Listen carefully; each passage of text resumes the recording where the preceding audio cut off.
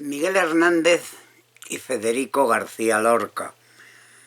Una visión emocionada sobre dos poetas admirados por España y distanciados en vida.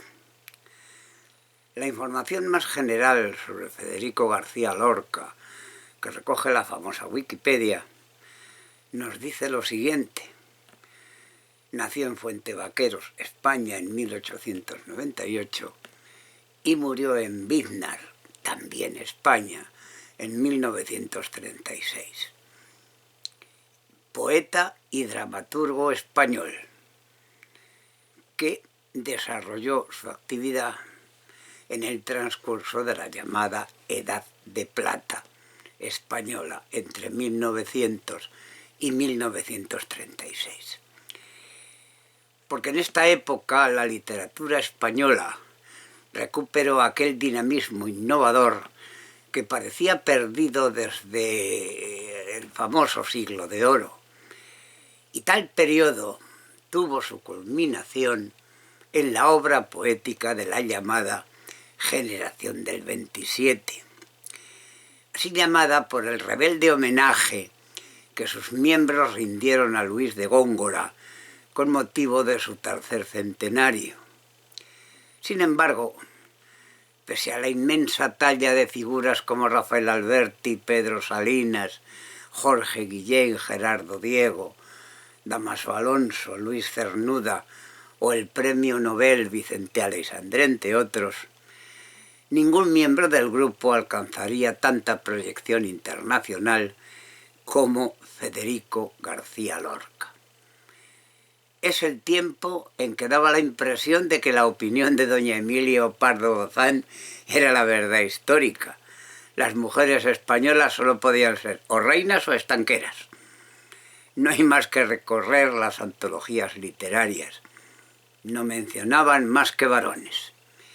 Por eso es preciso recordar con especial afecto y cariño a las conocidas como las sin sombrero, cuando hablemos de la generación del 27, pues a todo el mundo le vienen a la mente nombres como los que he citado, pero ¿qué hay de las mujeres escritoras de la época? Aquí van unas cuantas. Dejando al margen aquel apelativo cariñoso de las sin sombrero, gracias a que Margarita Manso y Maruja Mayo se descubrieron a la cabeza cuando paseaban por la Puerta del Sol. Por cierto, un gesto que conllevó la proliferación de insultos e incluso al lanzamiento de piedras por parte de algunos de los viandantes. Esto es así porque aunque tanto la Primera como la Segunda República españolas apostaron por crear una sociedad más igualitaria e intentaron demoler algunas barreras de género que existían hasta el momento, la realidad histórica demuestra que no lo consiguieron. Es verdad que las mujeres pudieron ir a la universidad y su participación en el mundo artístico y literario era cada vez mayor. Quizá por este motivo es por lo que podemos hablar de las escritoras de la generación del 27, mujeres que fueron silenciadas por la posterior dictadura franquista, pero que produjeron igual o más obras que los autores más reconocidos de esta generación. Entre ellas, además de destacar a María Lejarraga, explotada hasta la saciedad por el inconmensurable Gregorio Martínez Sierra, pues conviene recordar a personajes como María Zambrano, como María Teresa León, como Concha Méndez, Rosa Chacel y Marga Gil Reset, entre otras muchas, que contribuyeron decisivamente a dar lustre y esplendor a la literatura y más en concreto al teatro español de la época. Este grupo de escritoras se metieron de lleno en la vida intelectual del momento y se colocaron en primera fila.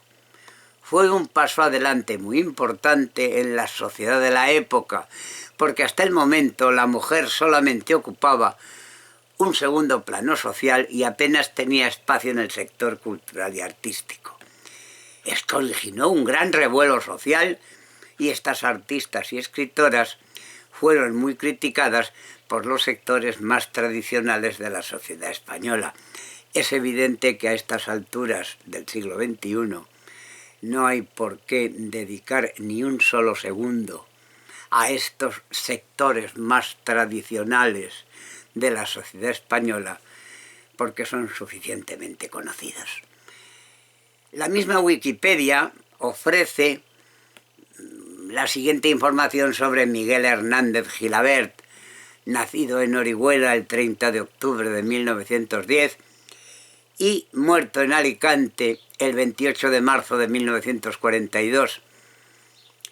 Fue un poeta y dramaturgo de especial relevancia en la literatura española del siglo XX.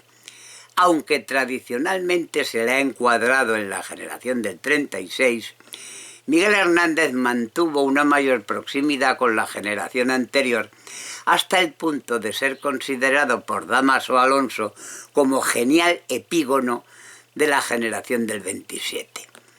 Actualmente, y tras las interesantes aportaciones del profesor Sánchez Vidal, se le asocia también a la Escuela de Vallecas. Por razones que no son del caso, pero surgirán como evidentes a lo largo de mis reflexiones sobre ambos, voy a comenzar diciendo que ambos son admirados por España, más Federico que Miguel, pero distanciados en vida. Quizá porque han generado y generan una inestabilidad y un enfrentamiento latente muy similar al que en su día mantuvo enfrentados a escritores españoles de primer nivel como Cervantes, Lope de Vega, Quevedo y Góngora. El distanciamiento entre Federico y Miguel es notorio cuando se lee parte de la correspondencia que mantuvieron, en realidad más por parte de Miguel que de Federico. De García Lorca y Miguel Hernández sabemos algunas cosas que los relacionan. Ambos fueron escritores españoles, escribieron poesía y teatro ambos, a pesar de la diferencia de edad de Hernández, fueron adscritos a la generación del 27 y ambos fallecieron jóvenes. Lorca fue fusilado por el bando nacional y Hernández murió de tuberculosis en una prisión franquista. Las similitudes que tuvieron ambos, profesión, generación, amistades, podrían indicar que antes de los terribles sucesos que los unirían aún más, los dos fueron buenos compañeros, aunque lamentablemente eso no fue así. En el libro Antología Poética de Miguel Hernández, editado por Austral, podemos encontrar una serie de cartas que se enviaron los escritores, y mientras Hernández apenas ingresaba en el mundo poético y Lorca, 12 años mayor, ya había publicado libros como Romancero Gitano y estrenada su aclamada obra Bodas de Sangre. Es un hecho innegable que Miguel Hernández admiraba a Lorca. Para Miguel, Lorca era el más grande de los poetas contemporáneos españoles, un modelo a seguir para alcanzar la gloria literaria. Por eso, cuando el 8 de diciembre de 1931 decide dejar su casa en Orihuela con 21 años e ir a Madrid a dedicarse plenamente a la vida artística, no dudó en buscar a García Lorca, aunque la reunión con el escritor llegaría más tarde de lo que esperaba. Después de permanecer 3 meses en Madrid, en una carta a su amigo y compañero literario Ramón Sigé, todos conocéis que es un seudónimo porque su verdadero nombre era José Ramón Marín Gutiérrez, Hernández escribe, entre otras cosas: «No he podido oír a García Lorca».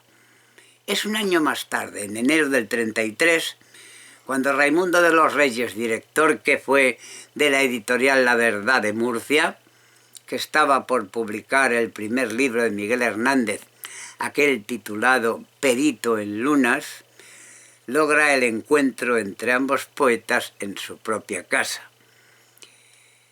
Alguien que es capaz de titular un libro como Perito en Lunas dice muchísimo, más que cualquier otra cosa, de su ser y sobre todo de su estar. En aquella velada, Lorca escucha los poemas de Hernández, a los que responde con elogios, concretamente a uno, el titulado Azahar, que se publica en el libro este que vengo hablando, Perito en Lunas, que es una de esas cosas, de esas joyas de la poética española. Frontera de lo puro, flor y fría, tu blancor de 6 filos complemento en el principal mundo de tu aliento, en un mundo resume un mediodía. Astrólogo el ramaje en demasía, de verde resultó jamás exento, ártica flor al sur, es necesario tu desliz al buen curso del canario. Al parecer, una vez que se produce la publicación del libro, Miguel envía un ejemplar a Lorca esperando que él y su círculo cercano ayuden a difundirle. Al parecer también, la respuesta de Lorca no llegó. Así que podemos concluir que Perito en Lunas no deparó a Miguel el éxito que esperaba tras su publicación, y es entonces cuando empieza la breve relación epistolar entre ambos poetas. En estas 5 cartas se muestra la admiración de Miguel Hernández por García Lorca, la intensa forma de expresar su rabia y dificultades, además de la imagen que tenía Miguel de sí mismo. En ellas se pueden leer párrafos como el que sigue. Usted sabe bien que en este libro mío hay cosas que se superan difícilmente y encierra en sus entrañas más personalidad, más valentía, más cojones que todos los de casi todos los poetas consagrados. Probablemente esta actitud sea la que hizo que Lorca decida distanciarse de Hernández. Al parecer, Federico escribió una sola carta al poeta de Orihuela, en la cual le muestra apoyo sobre su literatura y le exige perseverancia y humildad. Fue el tercer hijo de los 7 que tuvieron Miguel Hernández Sánchez y Concepción Gilabert, quienes se dedicaban a la cría de cabras. Desde muy temprano, Miguel fue apoyando en la medida de sus posibilidades el negocio familiar. A los 15 años, debido a una crisis familiar y estando en el 3er año de secundaria, tuvo que abandonar los estudios para dedicarse plenamente al pastoreo. Aquí es cuando reemplaza la escuela por la Biblioteca Pública de Orihuela y empieza a escribir sus primeros poemas. En marzo del 31, y con 20 años, gana el único premio literario de su vida con el poema Canto a Valencia. Al saberse ganador del concurso, Miguel Hernández viaja hasta la ciudad de Elche, creyendo que ganaría un premio económico, pero solo recibió una escribanía. Una escribanía en esta época pues es una cosa, casi es una antigüedad. Ya sabemos todos que es un conjunto de utensilios para escribir, el tintero, el secante, todas esas cosas. Eso sí, en este caso era una escribanía de plata. Convencido de que su destino es vivir de la escritura, viaja en diciembre de 1931 a Madrid, esperando encontrar un trabajo y seguir escribiendo. El primer intento no funciona, pero Hernández regresa en 1933. Se acerca más aún, si cabe, a la generación del 27 y escritoras residentes en Madrid, como Vicente Aleixandre o Pablo Neruda, e incluso de una manera un tanto difusa el propio García Lorca. Consigue un trabajo en el proyecto gubernamental Misiones Pedagógicas y publica su primer libro, tantas veces citado como Perito en Lunas. Comienzan las cartas con Federico García Lorca, pero la relación no resultó como Miguel lo esperaba. En 1935 muere su amigo de toda la vida, a quien le dedica su famoso poema Elegía a Ramón Sigé, que integrará en su siguiente libro El rayo que no cesa, y es incluida en uno de sus discos por el inmenso Juan Manuel Serrat en una versión magistral, lo cual me impide, por respeto a ambos, recitarla aquí. No me atrevo. En 1936 fallece García Lorca y es fusilado por el bando nacional. Miguel Hernández compone un poema para Federico, el que titula Elegía Primera, que publica en su libro Viento del Pueblo, y que por el mismo respeto que antes no me atrevo a levantar mi voz en su homenaje. Eso sí, recordaros que ambas elegías están publicadas y consecuentemente al alcance de quienes lo deseen en Internet. Ese mismo año, 1936, se afilia al Partido Comunista de España y participa como comisario político en las batallas de Teruel, Andalucía y Extremadura. Terminada la guerra en 1939 es detenido y trasladado por diversas prisiones, hasta que en la prisión de la Plaza de Conde de Toreno en Madrid es juzgado y condenado a muerte. Pero José María de Cossío y otros intelectuales amigos interceden, por lo que se le conmuta la pena por 30 años de cárcel.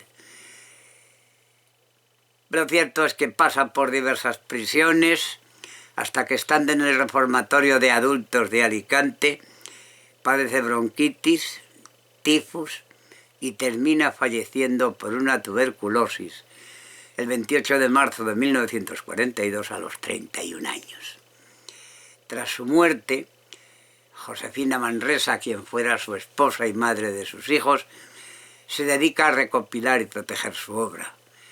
Todos los estudiosos de la obra de Miguel Hernández concuerdan en que sin el trabajo de recopilación de la obra de Miguel Hernández que lleva a cabo Josefina, especialmente el trabajo realizado durante el periodo franquista, pues gran parte de los textos se hubieran perdido para siempre. En 1981 se inaugura la Casa Museo de Miguel Hernández en Orihuela, donde se conservan recuerdos de la familia y fotografías de Miguel. Es recomendable visitarla.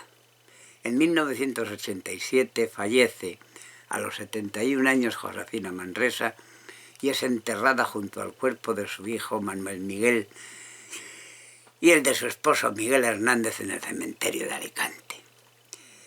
De la lectura de lo mucho que se ha escrito sobre la generación del 27, es de destacar la recopilación que Gabriel Morelli, autor de Hernández Aleixandre, una amistad ejemplar, Miguel Hernández, 50 años después, transcribe una anécdota de Vicente Aleixandre sobre la relación entre ambos poetas, además de destacar la buena amistad existente entre Vicente y Federico. Federico me llamó, cuenta el poeta, a primeros de julio de 1936 para decirme que venía a leerme su última obra, La casa de Bernarda Alba. Yo, como siempre, le esperaba con gusto, pero él, al enterarse de que estaba conmigo Miguel Hernández, al cual no le tenía mucha simpatía, dijo que con Miguel allí él no vendría. Entonces, ¿qué puedo hacer yo?, le preguntó Aleixandre. «Échalo», contestó secamente Federico. Naturalmente Aleixandre no echó a su amigo Miguel, y Federico no vino a pesar de mis insistencias, comentó con tristeza el poeta. Y aquí termina esta breve y humilde reseña en homenaje de dos personajes absolutamente dispares, pero por lo menos para mí, absolutamente queridos y respetados como luminarias de la literatura española.